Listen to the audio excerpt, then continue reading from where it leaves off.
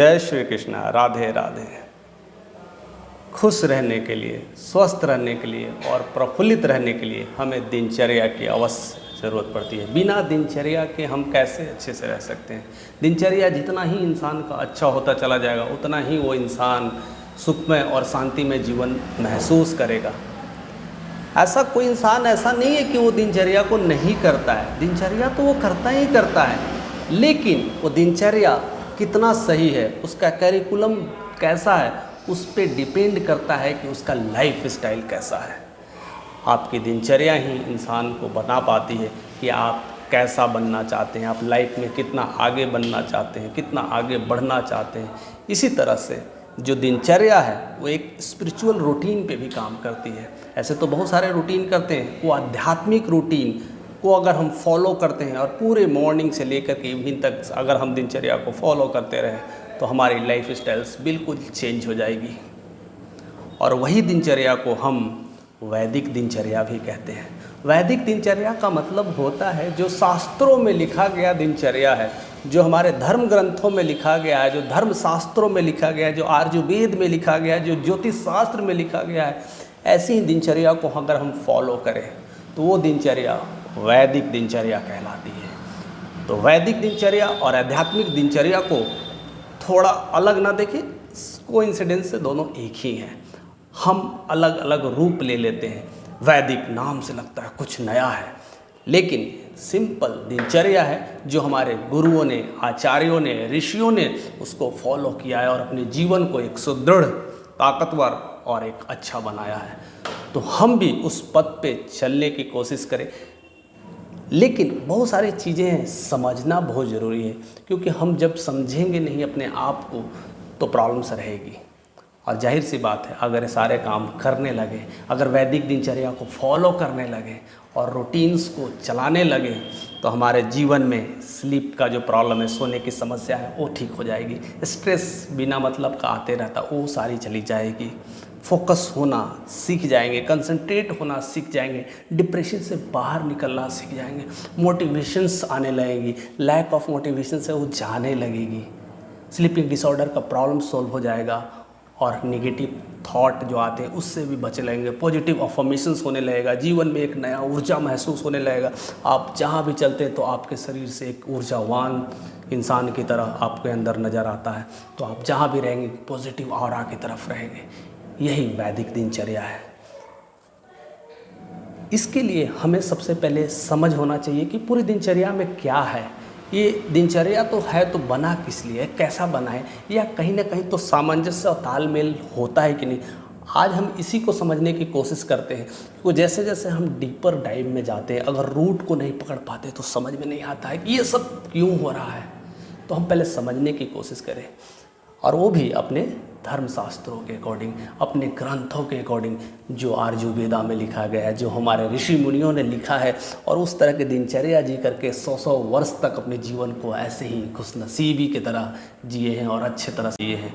तो उनमें सबसे पहले जो चीज़ें था समझना, हमारे प्रहर को समझना, यानी जो पूरी दिनचर्या होता है ना, उसमें 8 पहर होते हैं। जो अभी इस समय जो टाइम है, अगर 9 o'clock का जो टाइम है, 9 से 9 o'clock का जो टाइम है, वो पूरे 24 घंटे में 8 पहर की बात होती है। 8 पहर में हमारी दिनचर्या बनी होती है, जिसको सिंपल बेसिस पे कहते हैं मॉर्निंग्स, इवनिंग और नाइट, या सुप्रभात जिसको कहते हैं, रात्रि कहते हैं, या दोपहर कहते हैं। ऐसे ऐसे बनाया गया है। तो उसमें सबसे बड़ी जो दिनचर्या के हिसाब से लिखा गया, पूर्वाह्न का जो टाइम होता है वो 6 AM, जो मॉर्निंग का 6 AM to 9 AM होता है। उसके बाद का समय होता है मध्याह्न समय होता है, 9 से 12। उसके बाद जो समय होता है उसे अपराह्न कहते हैं, 12 से 3 के बीच। और उस 3 के बाद जो 3 से 6 होते हैं वो सायंकाल होता है। और 6 से लेकर के फिर से 12 वो रात्रि का टाइम होता है। 12 से 3 मध्य रात्रि का टाइम होता है, और फिर 3 से 6 ब्रह्म मुहूर्त का टाइम होता है। ये सारे दिनचर्या बनी हुई है। और ये दिनचर्या ही क्यों ऐसा बनाया गया है, इसे भी तो समझना पड़ेगा, क्योंकि कहीं ना कहीं ये सारी दिनचर्या बनाई गई अपनी सृष्टि को देख कर करके, अपनी प्रकृति को देख करके बनाई गई है। और जैसा प्रकृति में होती है वैसा ही हमारे जीवन में भी असर डालता है। जैसा सृष्टि जैसी सृष्टि होगी वैसा ही हमारा शरीर का रूपांतरण होगा, जैसे प्रकृति चलेगी वैसे ही हमारे शरीर का रूपांतरण भी होते रहेगा। अब ऐसा क्यों होता है? जाहिर सी बात है, क्वेश्चंस तो हमें भी आते हैं, आपको भी आएंगे, तो मैं नहीं चाहता कि ये सारे जो क्वेश्चंस है इसके आंसर आपके रह जाए। इन केस अगर कुछ छूट जाता है तो आप हमें कमेंट के माध्यम से आप मुझे सारा कुछ बता सकते हैं। मैं कोशिश करूँगा कि मैं आप तक सारे आंसर्स को ले आऊँ। तो आप कमेंट करना ना भूलें, जो भी डाउट है, जिस तरह का चीज़ है, आप कमेंट करते रहें और चीज़ों को समझने की कोशिश करें। तो जो दिनचर्या की बात है अब आती है कि कैसे। अब प्रकृति का आप सब जानते हैं, प्रकृति में क्या है?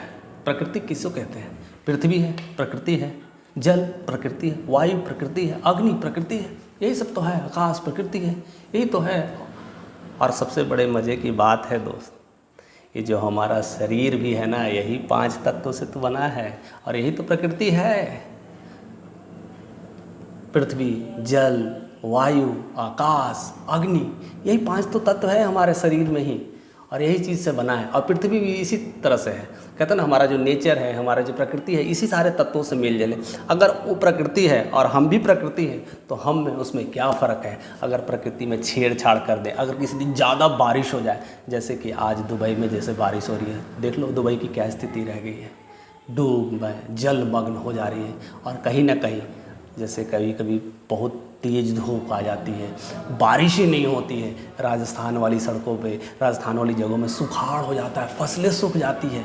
यानी प्रकृति के साथ छेड़छाड़, कोई एक तत्व खराब तो पूरा खराब। यानी 5 तत्वों को बैलेंस रखना है, तभी हम प्रकृति को बैलेंस रख पाएंगे। अब देखिए कितनी मज़ेदार चीज़ है, हम इसको समझने की कोशिश करते हैं। अगर जितना अच्छे से समझ पाएंगे, जितनी चीज़ों को गहराई से समझ पाएंगे, तो आपको बड़ा मज़ा आने वाला है कि यही तरह से हमारा जीवन भी चलता है। प्रकृति में जैसे छेड़छाड़ करेंगे वैसी चीज़ें होंगी। कभी ज़्यादा हवा तेज़ तूफान हो जाती है, सृष्टि में पूरी तरह से वो चेंजेज आना शुरू हो जाता है। तो कोई भी अति हो गया, अति कहते हैं अति सर्वत्र वर्जित, हमेशा अति नुकसान ही कर देती है। और यही चीज़ प्रकृति में छेड़छाड़ होती रहती है। यही सारा 5 तत्वों का तो खेल है। ये 5 तत्व को प्रकृति ने बैलेंस बना लिया तो प्रकृति बैलेंस में है, और यही 5 तत्व हम अपने शरीर में बैलेंस बना लिए हैं तो हम भी बैलेंस में हैं, हम भी ऊर्जावान हैं। तो हमारे शरीर में ये बैलेंस रहने के लिए यही तरह के दोष देखा जाता है। ये 5 जो तत्व हमारे शरीर में अगर गड़बड़ हो गए हैं तो गड़बड़ होते चला जाएगा हमारा शरीर। यानी हमारे शरीर में पृथ्वी, जल, वायु, अग्नि और आकाश, ये सब सारे चीज़ हैं, इसकी बैलेंसिंग गड़बड़ा गई तो सारे रोग उत्पन्न करने लगेंगे, जैसे नेचर करता है। अब इसको मेनली रूप से समझिए कि ये रोग कैसे उत्पन्न करता है। ये आयुर्वेद शास्त्र में ऑलरेडी पूरी तरह से समझाया गया है। और ख़ास करके हमारे जो प्रिय गुरु रह चुके हैं राजीव दीक्षित जी, राजीव दीक्षित इतने अच्छे गुरु हैं, इतनी सारी चीज़ों को बताया है, चीज़ों को समझाया है, और आयुर्वेदा को तो बहुत अच्छे तरीके से समझाएं। और बहुत सारे जो ऋषि हैं उनके, चावन्य ऋषि है, बहुत सारे ऐसे ऐसे ऋषि उनको साथ लेकर करके बहुत सारी चीज़ों को दिखाने की कोशिश की है और दिनचर्या के बारे में जिक्र किया है। तो हमेशा कहते हैं मनुष्य का रोग होने के लिए 3 सबसे बड़ा कारण है।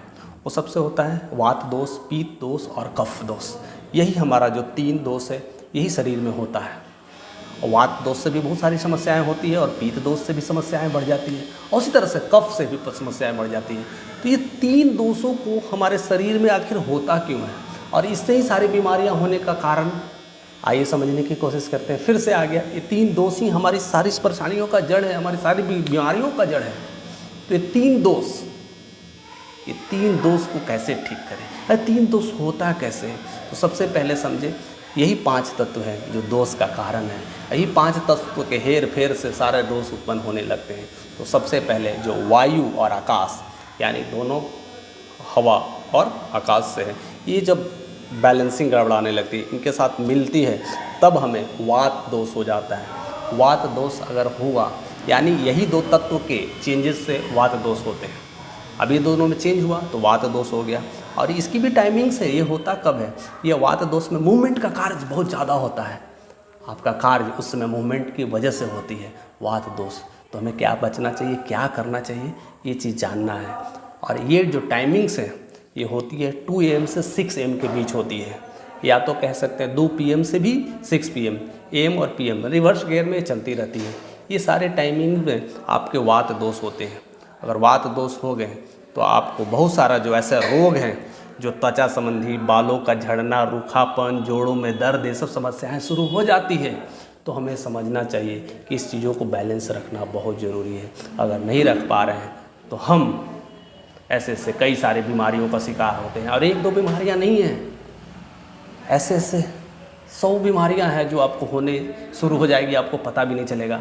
अब कोई कहता है क्या बाल झड़ना कोई बीमारी है, किसी को बाल पकना है तो कहता है बीमारी है, मेरे भी पक रहे हैं, तो क्या बीमारी है? बीमारी है, ये उम्र का प्रॉब्लम्स नहीं है, बीमारी का पहला प्रॉब्लम्स है। हम इसको बैलेंस नहीं कर पा रहे हैं। हम इसे बैलेंस अगर करना सीख जाएं तो जो कुछ अभी हमारे पास बचा है उसको अच्छी तरह से और मजबूत रख सकते हैं, और कई दिनों तक, हम वर्षों तक ऐसे ही उसे कैरी कर सकते हैं।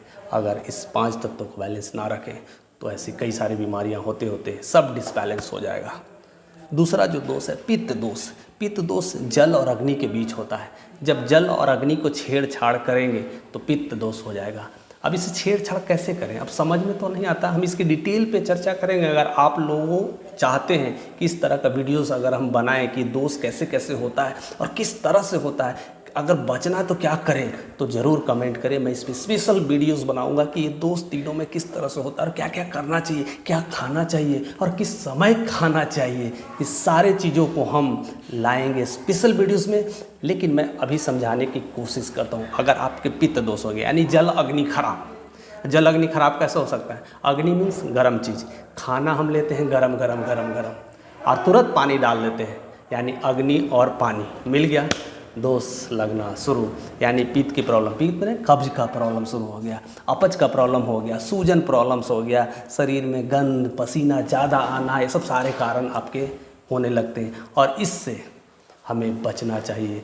और इस दोष से अगर नहीं बचते हैं तो कहीं ना कहीं हम कई सारी बीमारियों का अननेसेसरी स्वागत करते रहते हैं दोस्त। तो हमें बचना है। और तीसरा जो है कफ दोष। ये कफ दोष भी होता है जल और पृथ्वी की वजह से होता है। जल और पृथ्वी, पृथ्वी बने हमारा शरीर, उसकी वजह से होता है। अननेसेसरी ज़्यादा जल दे देना।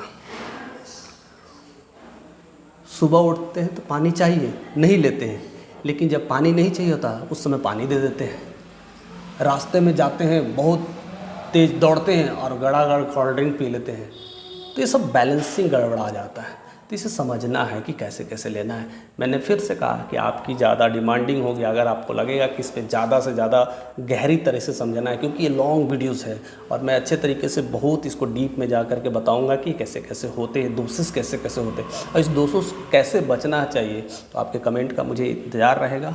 और इस तरह का अगर दोष होता है तो आप में फिर से सुस्ती, नींद आना और शरीर में कहते हैं ना भारीपन, आँख नाक में गंदगी फैलना, ये सब सारे सिम्टम्स होते हैं जो आपको अननेसेसरी दिखाई नहीं देता। दिखाई तो देता है, हमें पता ही नहीं होता है। अननेसेसरी नाक के रास्ते से भी आपसे कई सारे गंदगी निकलना शुरू होते हैं। किसी के आँख के रास्ते से, जिसको कीची कहते हैं, सब सिंपल भाषा में कीच या कीचड़ से ऐसे निकलना शुरू हो जाते। तो ये सब समझना कि ये कहीं ना कहीं दोष है। इसे हमें बैलेंस करना चाहिए और यही दिनचर्या का गुण है। अगर ये सब सारे दिनचर्या को मेंटेन करने यानी 5 तत्वों को मेंटेन करने आ गया, बैलेंस को समझने आ गया, तो अपनी ज़िंदगी में ऐसे आराम ही आराम है। ज़िंदगी खूबसूरत होने वाली और बहुत ही कहते हैं ना आनंद में होने वाली, क्योंकि हमने ये 5 तत्वों को समझ लिया है, जान लिया है। और ऐसे ही हम लोग दिनचर्या को बढ़ाते रहें तो एक दिन हमें पता भी नहीं चलेगा कि हमारी उम्र कब के 90 क्रॉस करके 100 क्रॉस कर के बैठे हुए हैं और ऐसी के ऐसी हैं, स्वस्थ तन में और पूरी तरह से ऊर्जावान, ऐसी ही आवाज़ में कड़क, जब ज़रूरत हो जिस तरह से बोलना है, जैसे बोलना है, ये सब सारे चीज़ें आ जाता है। इसीलिए हमें आज से धीरे धीरे जो हमारी दिनचर्या है तो उसे आध्यात्मिक बदलें और वैदिक परंपरा को अपनाना शुरू करें। मैं नहीं कहता हूँ इसमें रिलीजन का कोई लेना देना है, कोई भी धर्म से लेकर के इस वीडियोस को ना देखें। ये हमारी दिनचर्या है, ठीक होना हमारा काम है, स्वस्थ रहना हमारी ज़रूरत है, किसी और की ज़रूरत नहीं है, किसी धर्म से लेना देना नहीं है। स्वस्थ हर इंसान चाहता है, हर धर्म के लोग चाहता है। वैदिक को कहीं आप हिंदू मुस्लिम से ना तौलें। वैदिक मैंने एक होता है आध्यात्मिक एक रास्ता, एक पथ है जिसको फॉलो करना है और पूरी तरह से खुशमय जीवन जीना और एनर्जेटिक लाइफ जीना है। तो ये सब मुहूर्त का समझना है कि किस समय कब उठना चाहिए, किस समय क्या खाना चाहिए और इसको बैलेंस ही करना है। अगर हम बैलेंस करते रहें तो सब कुछ मिलना शुरू हो जाएगा। और साथ साथ अपने जो 5 तत्व है शरीर को, उसे भी बैलेंस करना है।